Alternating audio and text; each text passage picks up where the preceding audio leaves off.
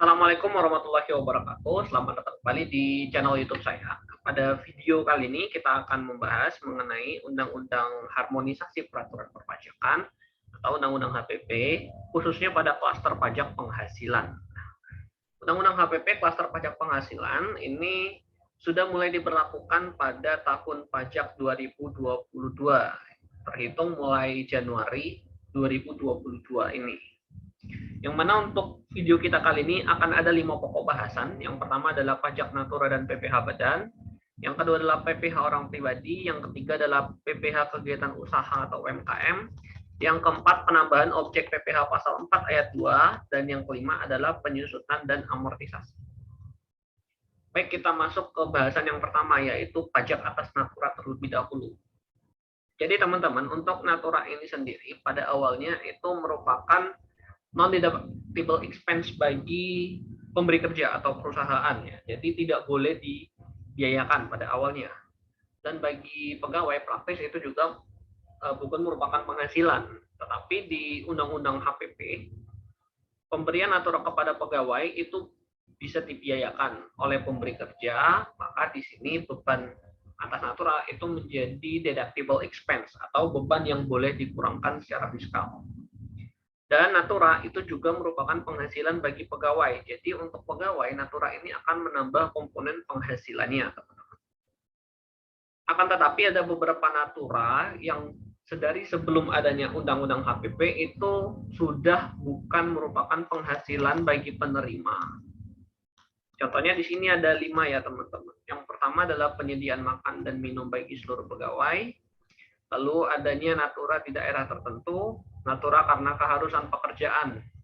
Contohnya di sini adalah alat keselamatan kerja atau seragam. Khususnya di sini salah satu contoh yang paling nyata itu adalah seragam satpam, ya. Karena tanpa seragam satpam ya satpam nggak akan bisa kerja seperti itu.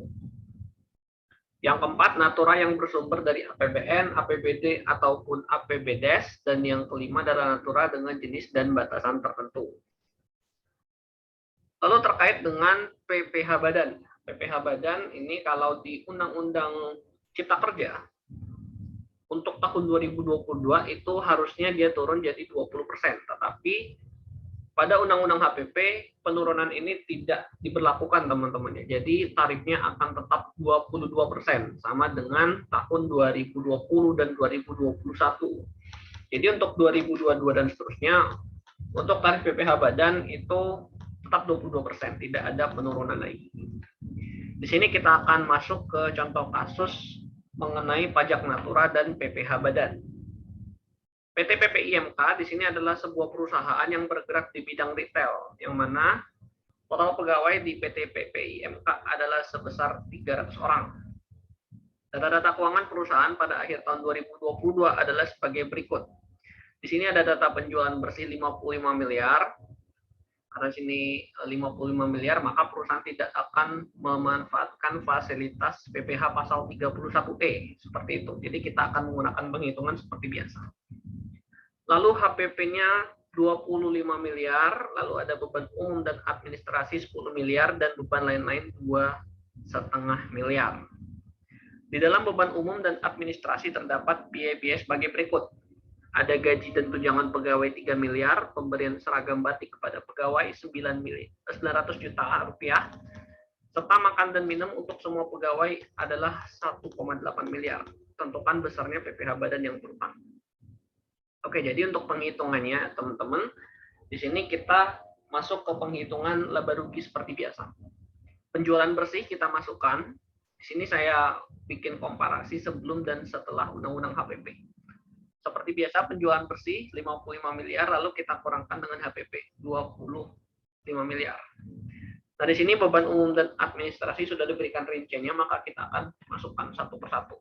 Kita masukkan yang sebelum Undang-Undang HPP terlebih dahulu. Gaji dan tunjangan pegawai itu adalah sebesar 3 miliar.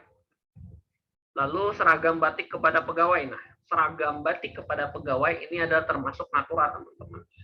Kenapa natura? Karena di sini seragam yang dimaksud itu bukan satu keharusan seperti itu. Jadi di sini pemberian seragam batik itu adalah terhitung sebagai natura.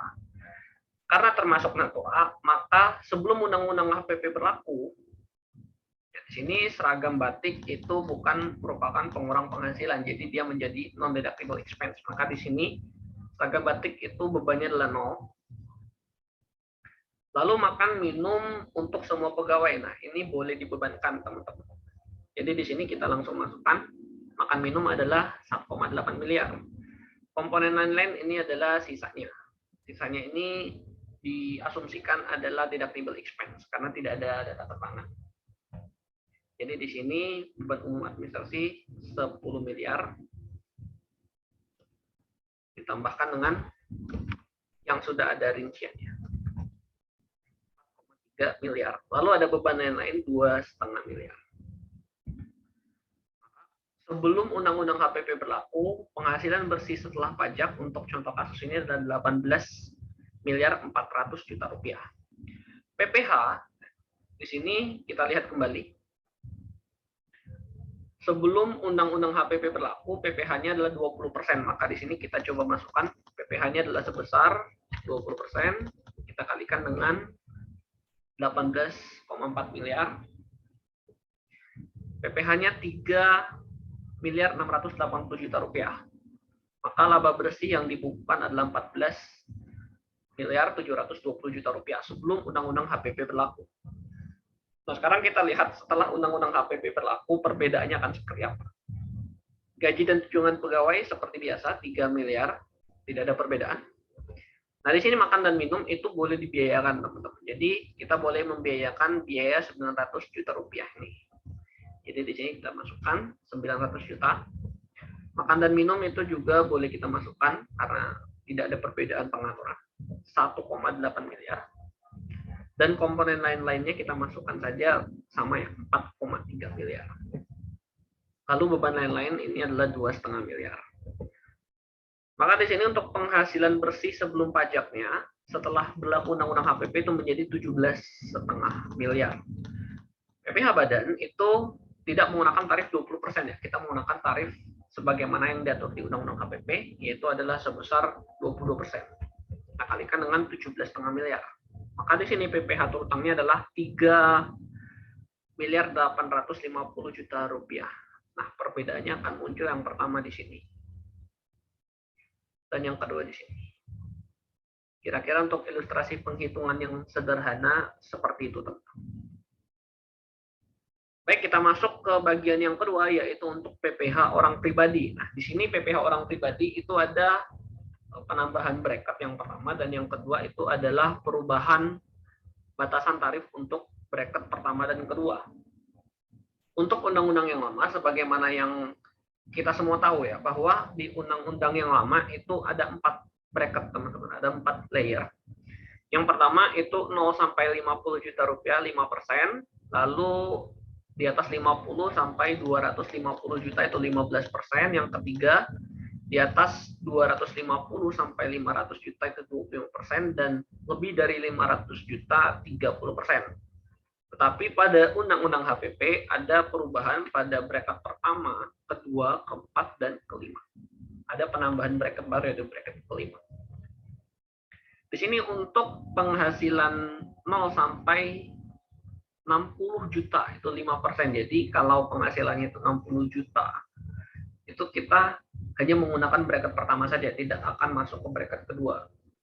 Bracket kedua baru akan dikenakan ketika penghasilan kena pajaknya adalah di atas 60 sampai 250 juta rupiah. Lalu di bracket ketiga tidak ada perubahan. Nah, di sini bracket keempat itu dibatasi di atas 500 juta rupiah sampai dengan 5 miliar. Itu dikenakan tarif 30%, dan untuk bracket di atas 5 miliar rupiah itu adalah 35%. Jadi untuk yang memiliki penghasilan kena pajak itu 35%. 5 miliar, maka akan dikenakan tarif 35%. Dikenakan tarif yang lebih tinggi. Tetapi tentunya tarif-tarif ini berlaku secara progresif, tidak serta-merta 5 miliar dikalikan 35%, tidak seperti itu. Nah, di sini akan saya contohkan dengan contoh kasus supaya lebih jelas. Tuan A di sini statusnya adalah jomblo ya. Jomblo ini berarti TK0, tidak kawin tanpa tanggungan. memperoleh penghasilan bersih secara teratur setiap bulan sebesar 5 juta rupiah. Tentunya ini kita akan bandingkan sebelum dan setelah berlakunya Undang-Undang HPP. Tentukan besar PPh tahunan untuk Tuan A. Oke, di sini kita punya penghasilan bulanannya 5 juta rupiah. Lalu kita hitung penghasilan setahunnya berapa. Cara mengalikannya adalah dengan 5 juta rupiah kita kalikan dengan 12 bulan. Maka di sini kita dapatkan 60 juta rupiah. Untuk setelah Undang-Undang HPP juga sama, 60 juta rupiah. Lalu di sini karena Tuan A itu jomblo, ya, maka kita akan mengurangkan 60 juta ini dengan PTKP TK0. Di sini saya tambahkan keterangannya. TK0. TK0 itu adalah sebesar 54 juta rupiah. Untuk PTKP tidak ada perubahannya, teman-teman. Tetap sebagaimana yang sebelum-sebelumnya. 54 juta untuk orang pribadi. Pertanggungannya itu adalah sebesar 4,5 juta rupiah.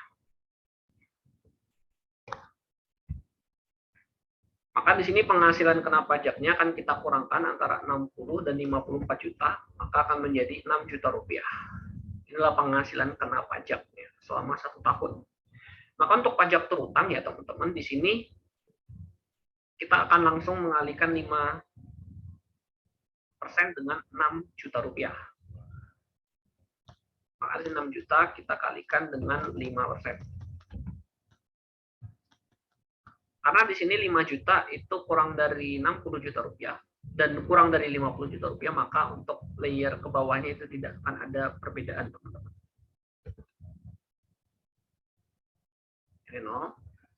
Begitupun dengan setelah berlakunya Undang-Undang HPP. 6 juta kita kalikan dengan 5%. Sama 300 juta rupiah. Oke. Kira-kira untuk penghitungannya seperti itu, teman-teman.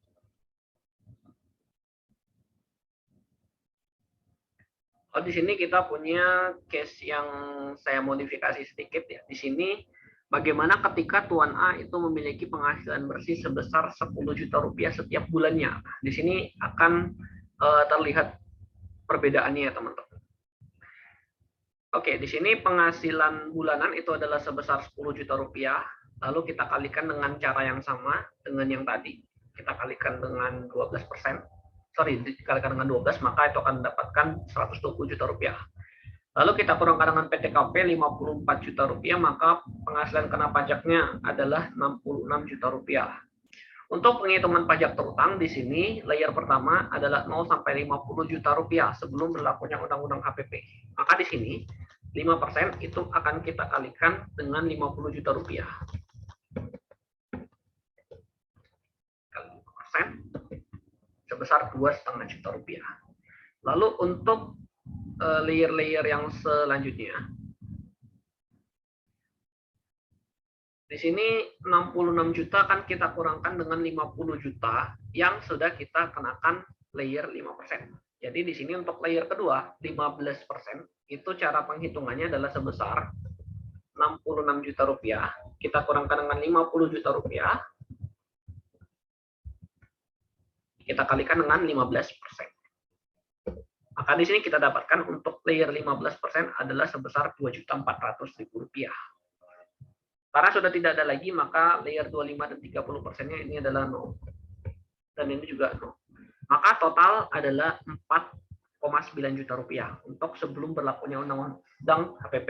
Nah, sekarang setelah berlakunya Undang-Undang HPP, maka di sini untuk layer 5% itu kita kalikan dengan 60 juta rupiah. Kita kalikan dengan 5%. Dan untuk layer 15% itu akan kita kalikan dengan selisih antara 66 juta dan 60 juta pada layer pertama ini. Yang mana 60 jutanya sudah kita kenakan layer pertama. Jadi di sini cara penghitungannya adalah sebesar 66 juta, kita kurangkan dengan 60 juta rupiah. Kita kalikan dengan 15%. Maka di sini akan ada 900.000 rupiah.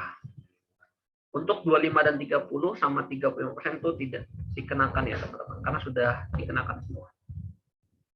Maka di sini akan ada selisih sebesar 1 juta rupiah teman-teman. Ada bisa dikatakan sebagai satu penghematan seperti itu. Maka di sini pajak yang dikenakan akan berkurang. Kenapa bisa berkurang? Karena di sini untuk layer 5%-nya itu ada perbedaan seperti itu teman-teman. Baik, saja kita akan bahas tentang PPh WP kegiatan usaha atau sering kita sebut sebagai PPh UMKM. Nah, di sini untuk orang pribadi pengusaha dengan peredaran bruto sampai dengan 500 juta rupiah setahun itu tidak dikenai PPh. Nah, ini muncul banyak pertanyaan teman-teman karena pengenaan batas peredaran bruto 500 juta yang tidak dikenai PPh adalah sesuatu yang baru seperti itu. Sini akan saya contohkan dengan contoh kasus agar lebih jelas. Puan A memanfaatkan fasilitas PP23. PP23 adalah PPh WP UMKM ini dan mengelola sebuah toko kelontong. Selama tahun 2022, Tuan A melaporkan omset bulanan 100 juta secara teratur. Jadi setiap bulannya Tuan A itu melaporkan omset sebesar 100 juta rupiah. Di sini akan saya bandingkan penghitungan sebelum adanya Undang-Undang HPP dan setelah Undang-Undang HPP. Di sini Tuan A akan membuat rekapan mulai dari Januari sampai dengan Desember. Di sini Januari sampai Desember itu omsetnya per bulan adalah 100 juta rupiah. Kalau kita kumulatifkan, Januari itulah 100, Februari 100 tambah 100 sama dengan 200, Maret 100 tambah 100 tambah 100 jadi 300 dan seterusnya sampai Desember 1,2 miliar.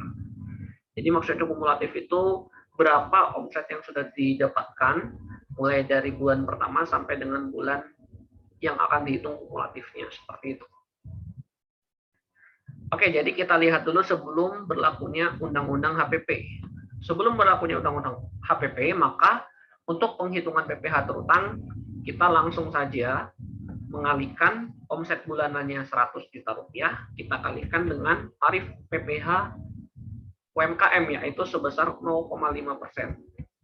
Maka di sini akan terutang Rp500.000 PPh final. Februari sampai Desember cara penghitungannya sama, langsung dikalikan saja. Maka di sini kalau saya tarik ke bawah, setiap bulan adalah 500.000, maka total PPh yang dibayar adalah 6 juta rupiah. Setelah berlakunya Undang-Undang HPP, di sini kita akan lihat teman-teman untuk peredaran bruto sampai dengan 500 juta satu tahun itu tidak dikenakan PPh. Maka di sini kita akan lihat batas omset kumulatifnya sampai mana sampai dia bisa mendapatkan omset kumulatif 500 juta rupiah. Dari sini kita lihat omset kumulatif pada Januari itu masih 100 juta rupiah, maka di sini kena pajaknya adalah 0. Di Februari 200 juta, maka ini juga masih 0. Di Maret itu juga masih 300 juta rupiah, maka ini masih kurang dari 500, maka 0. Di bulan April dia juga masih 400 juta, kurang dari 500, maka ini juga 0. Begitupun di bulan Mei, ini pas 500. Karena pas 500, maka di sini juga 0. Di bulan Juni, karena omset kumulatifnya itu sudah lebih dari 600 juta rupiah, sudah lebih dari 500 juta rupiah, itu sebesar 600 juta, maka di sini barulah kita akan kenakan pajak atau PPh final UMKM. Caranya di sini untuk omset kena pajaknya, kita langsung ambil omset bulanan saja, seperti itu. Juninya 100, Juli sampai Desember itu 100. Jadi tidak mengacu serta-merta untuk Juni itu 600 dikalikan dengan 0,5%, enggak seperti itu ya. Omset kumulatif inilah acuan, seperti itu, acuan bagi WP untuk melihat kapan mereka baru dikenakan kewajiban untuk membayar, bukan menjadi dasar pengenaan pajaknya, seperti itu. Lalu untuk PPh terutangnya di sini karena Januari sampai Mei tidak ada omset yang akan dikenakan pajak, maka PPh terutangnya akan jadi 0. Kita coba kalikan, dikalikan dengan sel yang omset kena pajak 0, dan kita tarik ke bawah. Di bulan Juni sampai Desember barulah dia dikenakan PPh final sebesar 500 juta ribu setiap bulannya. Nah, di sini akan ada penghematan yang cukup signifikan ya. Kalau kita lihat, maka di sini akan ada penghematan dari Tuan A sebesar 6 juta, kita kurangkan dengan 3,5, maka Tuan A bisa menghemat pajak sebesar 2,5 juta rupiah dengan skema ini. Baik, kita masuk ke bagian selanjutnya, yaitu mengenai penambahan objek PPh pasal 4 ayat 2. Nah, di sini adanya aturan baru teman-teman di PPh pasal 4 ayat 2 huruf A. Yang mana penambahan aturan ini adalah terkait dengan bunga atau diskonto surat berharga jangka pendek yang diperdagangkan di pasar uang. Yang mana ini akan nantinya diatur dengan peraturan pemerintah. Kenapa ada muncul aturan ini? Karena untuk ketentuan existingnya sendiri belum ada pengaturan perlakuan PPh atas penghasilan berupa bunga atau diskonto surat berharga jangka pendek yang diperdagangkan di pasar uang secara tegas, serta perbedaan adanya pemotongan pajak yang lebih tinggi dibandingkan instrumen pasar modal, baik itu obligasi atau SUN atau SPSN, yang mana akan menimbulkan keengganan pelaku pasar khususnya non-bank untuk melakukan transaksi atas instrumen pasar uang di pasar sekunder. Kira-kira latar belakangnya seperti itu, kenapa bunga atau diskonto surat berharga jangka pendek yang diperdagangkan di pasar uang itu menjadi PPh 4 ayat 2. Untuk tarifnya sendiri itu akan diatur pada peraturan pemerintah. Nanti akan kita tunggu peraturan turunannya seperti apa. Lalu terakhir kita akan bahas tentang penyusutan dan amortisasi. Nah, di sini untuk penyusutan dan amortisasi secara fiskal itu akan ada perubahan untuk bangunan permanen dan harta kelompok 4 yang tidak berwujud, seperti itu. Jadi di sini untuk bangunan permanen, untuk aturan yang lama masa manfaatnya kan 20 tahun secara fiskal. Begitupun untuk harta tak berwujud kelompok 4 atau intangible asset. Kelompok 4 itu adalah juga 20 tahun, dibatasi 20 tahun saja. Tetapi untuk perkembangan saat ini banyak WP yang sudah memiliki bangunan permanen dan harta tidak berwujud yang masa manfaatnya itu lebih dari 20 tahun, seperti contohnya hak konsesi jalan tol.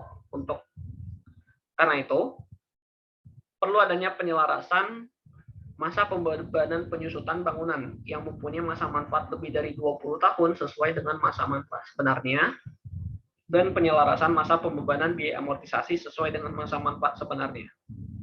Jadi substansi pengaturannya itu sendiri, WP ini diberikan pilihan teman-teman.